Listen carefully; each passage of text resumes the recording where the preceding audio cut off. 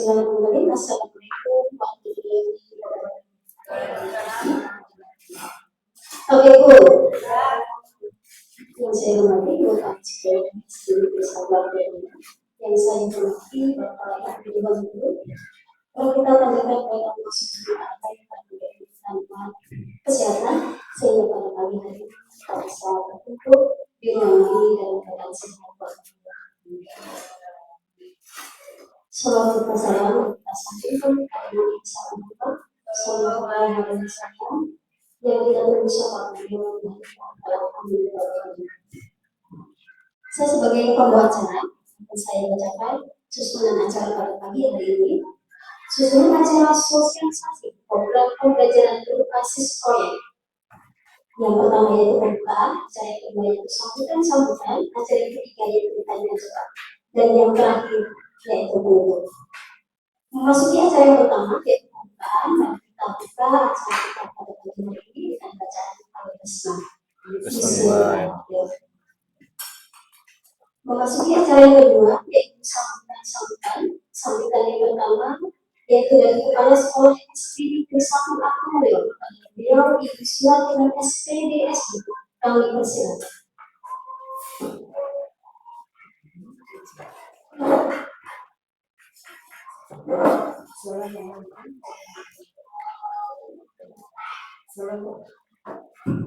Assalamualaikum warahmatullahi wabarakatuh. Waalaikumsalam warahmatullahi wabarakatuh.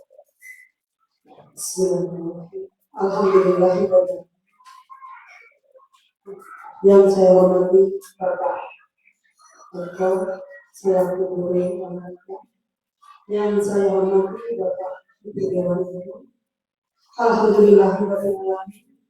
Wassalatu wassalamu ala rasulillah sayyidina wa maulana Muhammadin wa ala alihi wa sahbihi. Puji syukur kepada Allah Subhanahu wa Ta'ala pada kesempatan pagi ini dan siang ini kita berkumpul di ruangan SPDSD dalam rangka sosialisasi program pembelajaran berbasis proyek. Mudah-mudahan kita semuanya mendapatkan kehidupan kepada Allah Subhanahu wa Ta'ala dan selalu kita dilindungi oleh Allah.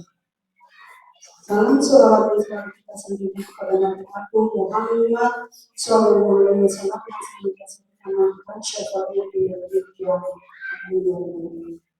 Baiklah Bapak Ibu semuanya, saya akan menyampaikan sedikit pidato tentang sosialisasi program pembelajaran berbasis proyek yang telah dilaksanakan oleh Bapak Eko. Setelah mengadakan pelatihan ini, mudah-mudahan dalam kegiatan ini pembelajaran berbasis proyek ini bisa berkolaborasi dengan kegiatan pembelajaran kita. Jadi, Bapak Ibu selaku guru kelas nanti bisa bekerjasama dalam kegiatan pembelajaran yang berbasis proyek ini bisa dilaksanakan dan bisa bermanfaat untuk kegiatan supaya ada peningkatan untuk kegiatan di sekolah kita. Selain itu juga kita menggunakan kurikulum merdeka untuk kurikulum merdeka yang sifatnya merdeka belajar, tentunya nanti bisa dikembangkan berbasis proyek dengan kurikulum merdeka ini. Mudah-mudahan dengan adanya nanti seperti ini, kegiatan ini akan berjalan dengan baik dan menambahkan wawasan yang lebih baik lagi dan meningkatnya kegiatan kalian kita selalu ada peningkatan. Tidak dikatakan nantinya bisa jalan tapi tidak jalan di tempat. Itu harapan kami selaku kepala sekolah setelah mendapat ilmunya dibagikan dengan teman-teman kita yang ada kaitannya dengan pembelajaran kita sehari-hari. Artinya setiap pembelajaran yang ditempuh yang diperoleh dari itu bisa bermanfaat dan bisa dipelajari sehingga ada ilmunya yang bermanfaat. Jadi sekali lagi untuk Bapak Ibu semuanya mudah-mudahan juga bisa bekerja sama dengan baik oleh yang dilaksanakan oleh Bapak Ibu tadi yang ilmu yang diterima di Palembang itu bisa dikembangkan. Selain di sekolah kita nanti dapat memiliki data yang lebih baik bisa dikembangkan di antara kegiatan gugus kita. Bisa nanti dilaporkan hasilnya kegiatan itu dikembangkan di antara sekolah-sekolah yang lainnya yang gugus master kita. Demikian yang dapat saya sampaikan, ketiga kurangnya saya maaf dengan mengucap bismillahirrahmanirrahim, sosialisasi pembelajaran berbasis proyek dibuka dengan bismillahirrahmanirrahim. Demikianlah sambutan saya akhiri bila berbicara. Wassalamualaikum warahmatullahi wabarakatuh. Waalaikumsalam. Terima kasih atas sambutan dari Kepala Sekolah SD 1 yang mulia. Untuk sambutan yang kedua yaitu dari Ketua Kelompok Belajar yang akan disampaikan oleh Bapak Eko Budi Artanto sekaligus pemaparan program pembelajaran berbasis proyek. Kepada beliau, silakan. Terima kasih Bu Ari. Assalamualaikum warahmatullahi wabarakatuh. Yang terhormat Ibu Kepala SDN 1 Angkobio, Ibu Suatina. Yang saya hormati Bapak dan Ibu Dewan Guru yang dalam hal ini sebagai bagian dari kelompok belajar SDN 1 Angkobio. Puji dan syukur kita panjatkan kehadiran Allah Subhanahu wa Ta'ala.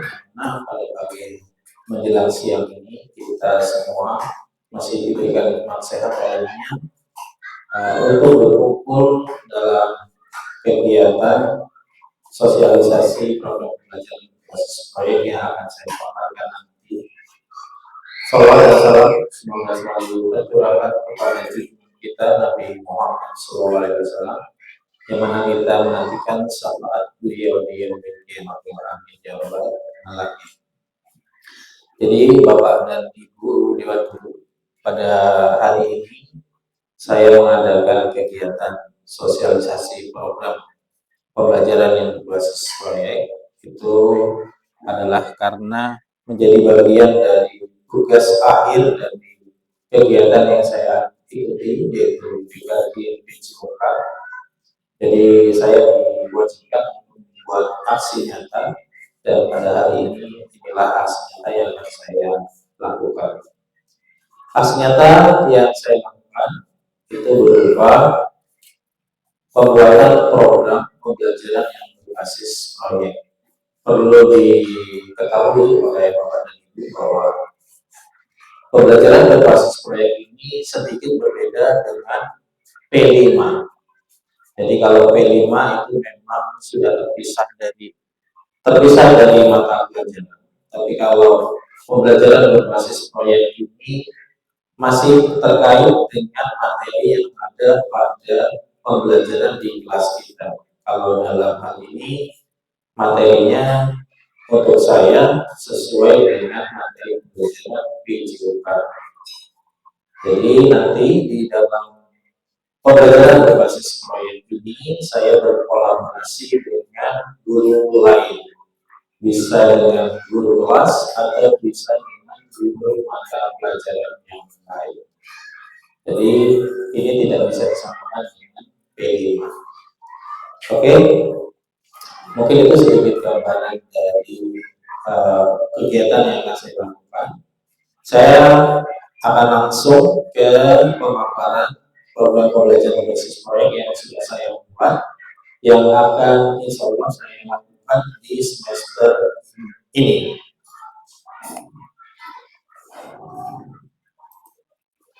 Ya, jadi pembelajaran berbasis proyek yang saya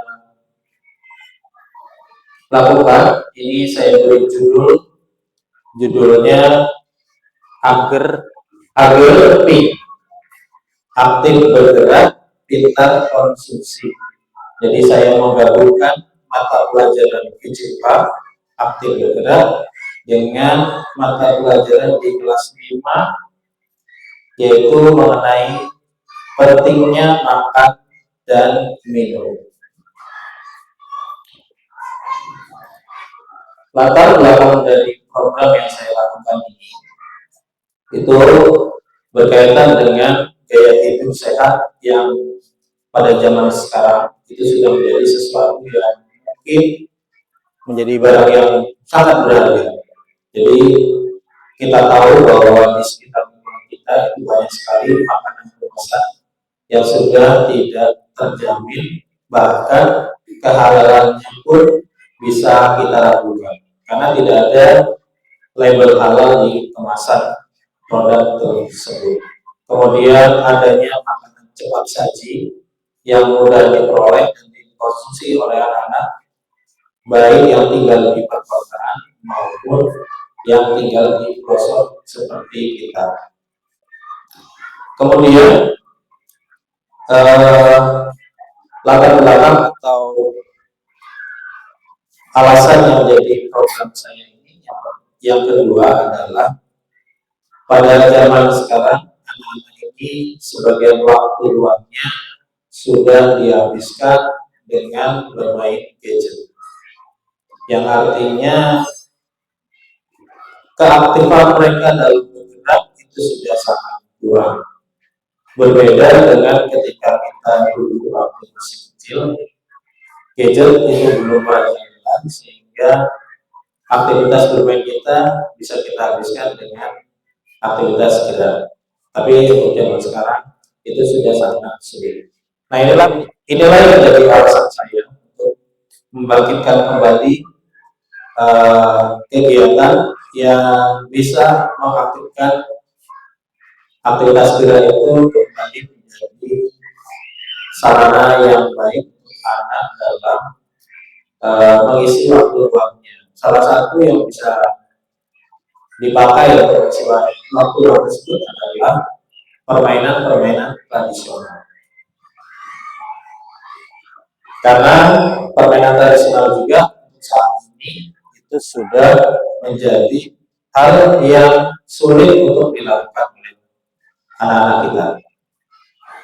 Saya lanjutkan ke tujuan dari kegiatan atau program pembelajaran berbasis proyek yang saya lakukan. Itu yang pertama, peserta didik mampu memiliki rasa cinta pada olahraga atau permainan tradisional dan terbiasa untuk rutin melakukan aktivitas jasmani yang cukup yang dilakukan baik di sekolah maupun di rumah sebagai media dalam menjaga kesehatan.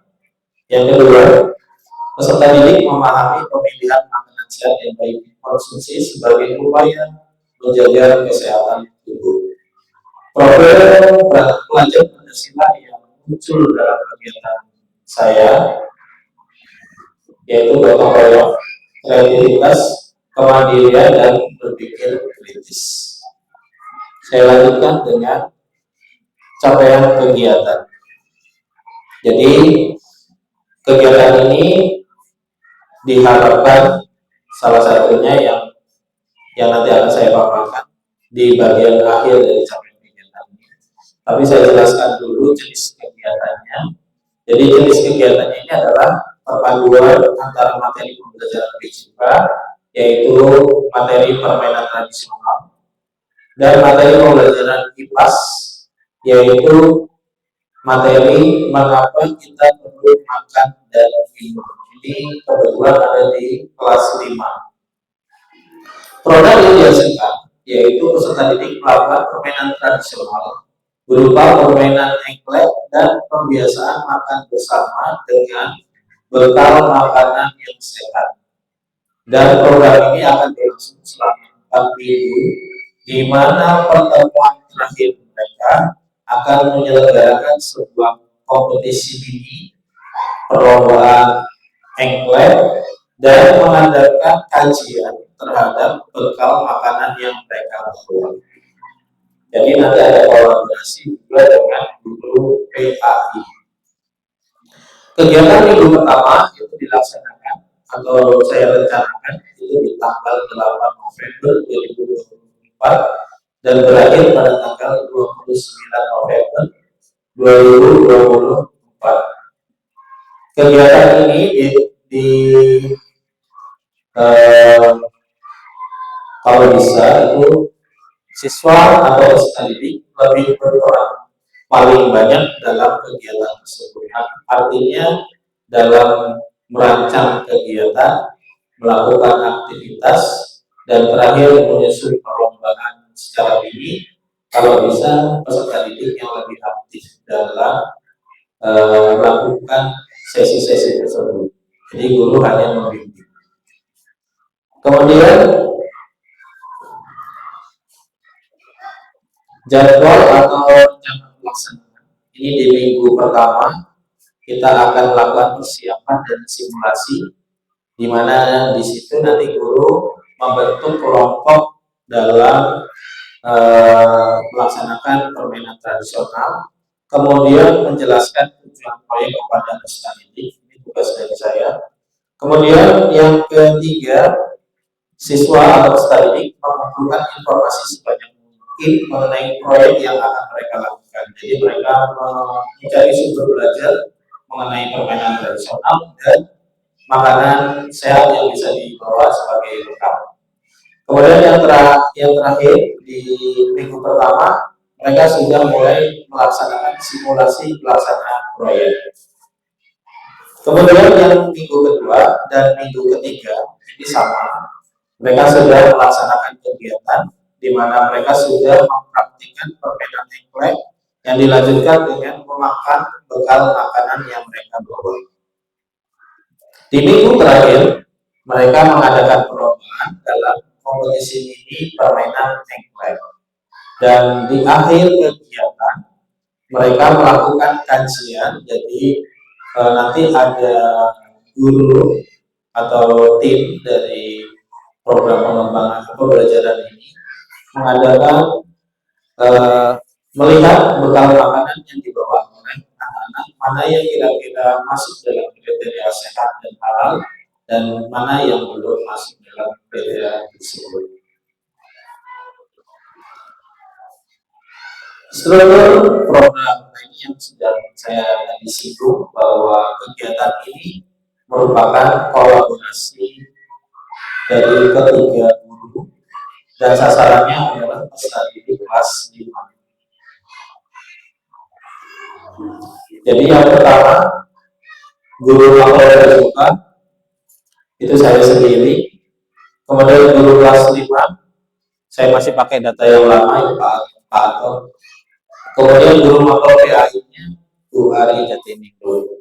Di sana sudah ada tugas-tugas yang bisa kita laksanakan dalam kolaborasi tersebut, seperti berdiskusi kira-kira kegiatan itu isinya apa saja, kemudian nanti mengembangkan materi dan konsep gerak itu tugas saya. Kalau untuk yang guru kelas dan guru PAI itu hanya mengembangkan materi yang pentingnya makanan bagi tubuh kita. Kemudian nanti kita berkolaborasi juga dalam penyiapan rubrik penilaian, kira-kira penilaian apa yang paling tepat untuk menilai atau mengevaluasi program pembelajaran berbasis baik. Kemudian, nah ini sumber daya ini terkait dengan kemampuan sekolah dalam melaksanakan program ini. Artinya sumber daya ini sangat mendukung tercapainya tujuan dari program yang akan saya lakukan. Kebetulan saya sudah mengidentifikasi ada 3 sumber daya atau aset di lingkungan sekolah yang bisa saya tampilkan dalam program saya. Yang pertama itu aset manusia. Kebetulan saya sudah mendapat dukungan dari kepala sekolah dan peran kolaborasi dengan sesama guru yang ada di sekolah ini. Kemudian aset yang kedua yaitu aset fisik. Ini terkait dengan gedung dan peralatan yang kita punya. Kebetulan kalau untuk kegiatan olahraga kita sudah tersedia halaman sekolah yang bisa saya pakai sebagai media untuk melaksanakan kegiatan permainan engklek. Aset yang ketiga itu aset sosial atau hubungan dengan pihak luar.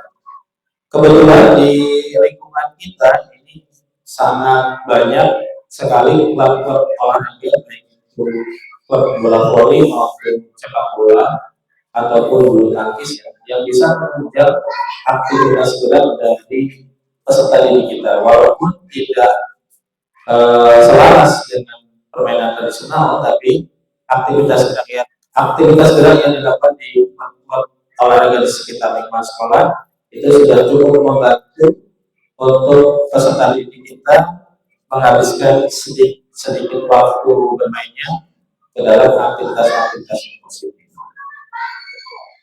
Kemudian evaluasi yang akan saya lakukan nanti, seperti yang tadi saya sudah sebutkan di slide sebelumnya, bahwa kolaborasi dengan 3 guru tadi, itu saya sudah mengira-gira bahwa evaluasi yang akan saya lakukan itu penilaian observasi atau pengamatan.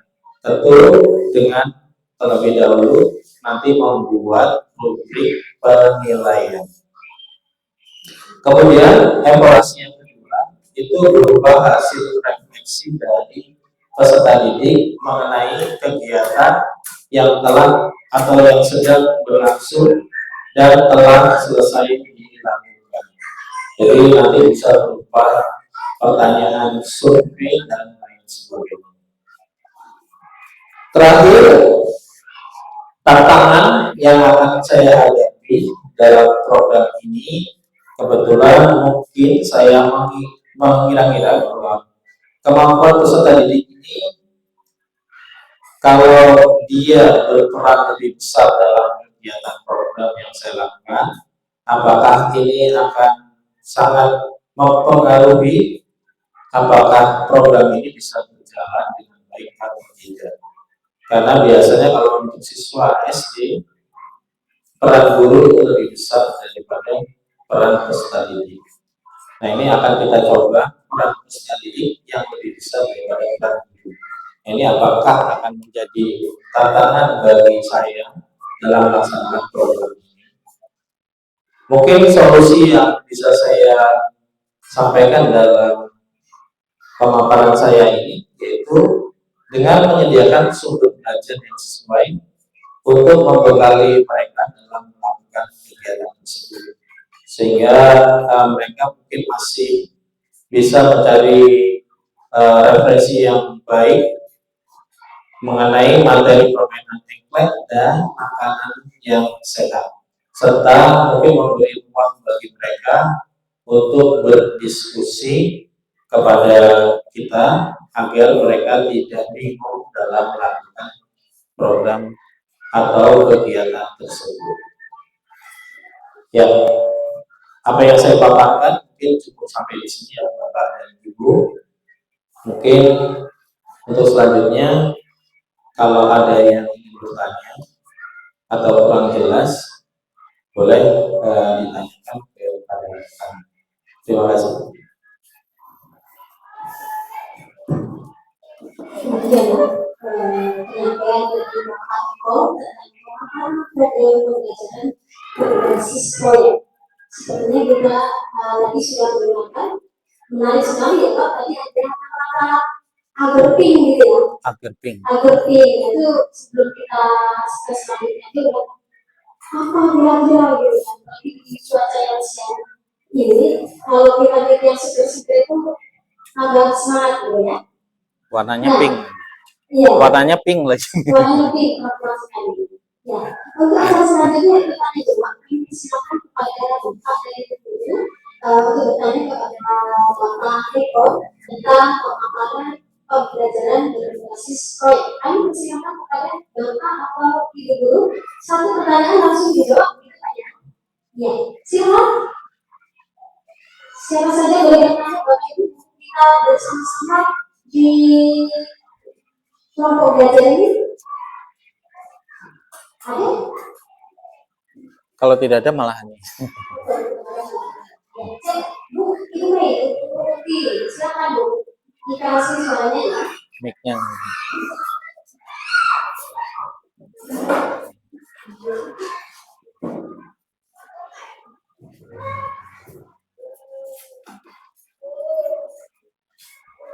Assalamualaikum warahmatullahi wabarakatuh.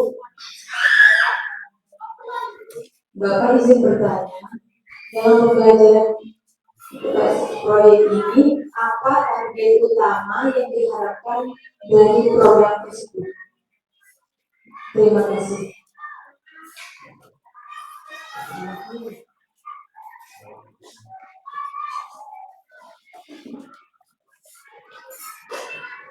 Masih aktif, Pak. Masih aktif. Ya, terima kasih Bu Putri. Jadi target yang pertama yang tadi sudah saya paparkan, yang pertama adalah bagaimana membuat anak kita atau peserta didik itu aktif bergerak di waktu luang mereka. Jadi bukan hanya target saya itu bukan hanya aktif bergerak di sekolah, tapi juga menghabiskan sedikit waktu luang atau waktu lainnya selain untuk belajar, tapi juga untuk aktivitas yang positif, termasuk aktivitas gerak.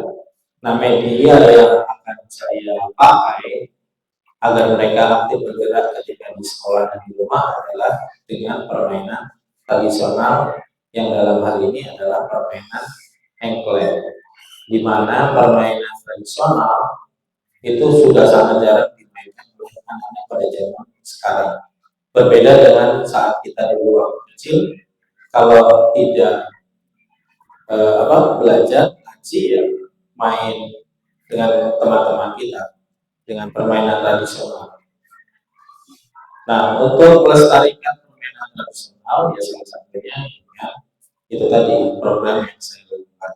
Yang kedua itu adalah agar anak-anak kita ini bisa mengkonsumsi makanan yang baik dan makanan yang sehat agar pola hidup sehat mereka bisa terjaga selain melakukan aktivitas gerak. Di mana kalau kita ketahui bahwa di lingkungan kita itu ya kalau bapak dan ibu lihat banyak makanan kemasan yang kalau kita periksa itu tidak ada sertifikat halalnya. Apakah itu halal atau tidak kita tidak tahu karena tidak ada sertifikat halal. Kemudian makanan-makanan yang tersaji di banyak warung-warung itu sudah jauh dari kata sehat. Mungkin itu target kami. Mudah-mudahan program saya bisa berhasil dan harapannya nanti bukan hanya di kelas 5 tapi minimal di kelas tinggi lah, kelas 4, 5, 6 mungkin masih dengan program yang sama atau nanti saya cari program lain yang bisa saya gunakan untuk hal-hal positif di sekolah kita. Mungkin itu dulu. Terima kasih. Terima kasih, Pak Ibu. Bagaimana Ibu? Sudah jelas ya? Iya, sepertinya menarik sekali. Tinggal kita bagaimana nanti berkaitan dengan skor kita, Pak ya. Oke, untuk selanjutnya kami buka satu pertanyaan dari Agus, kami persilakan.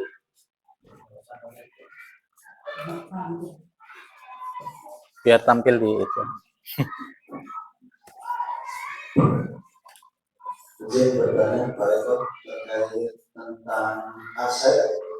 Tadi dipaparkan ada beberapa aset yang bisa dimanfaatkan oleh program ini. Yang ingin saya tanyakan apakah ini sebatas aset yang dipaparkan di set Pak Eko tadi, aset yang bisa dimanfaatkan oleh seorang pendidik, terutama untuk menjalankan program yang telah dilakukan. Mungkin bisa.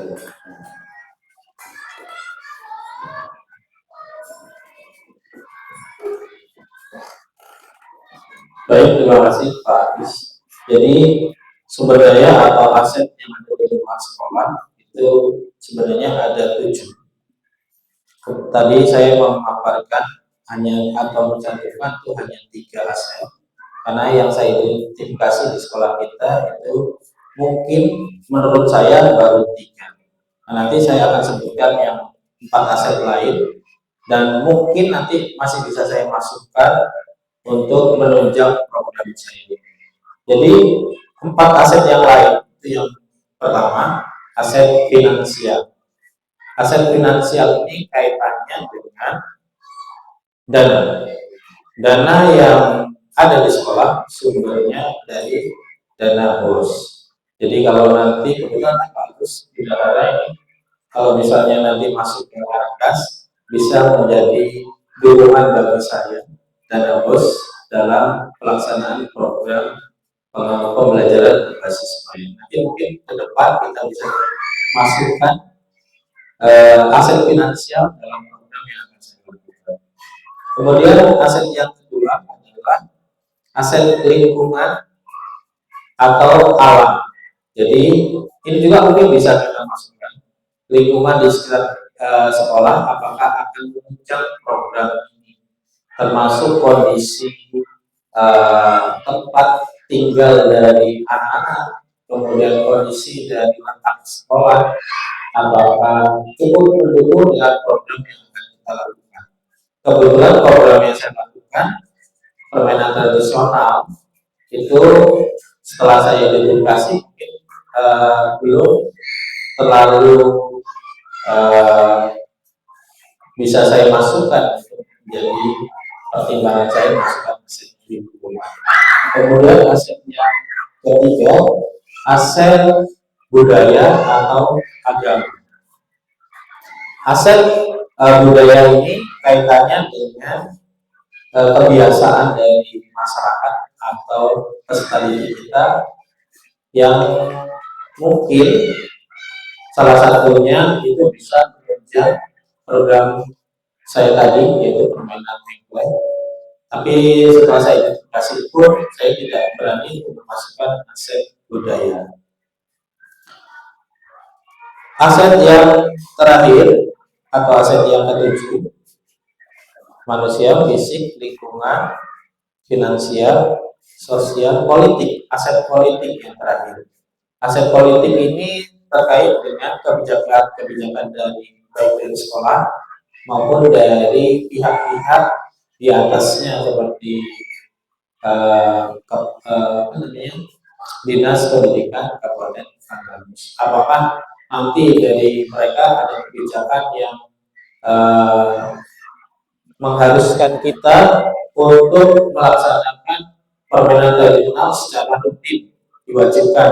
Nah itu nanti bisa menjadi bahan pertimbangan kita untuk memasukkan aset politik dalam menunjang program pembelajaran berbasis politik yang saya lakukan.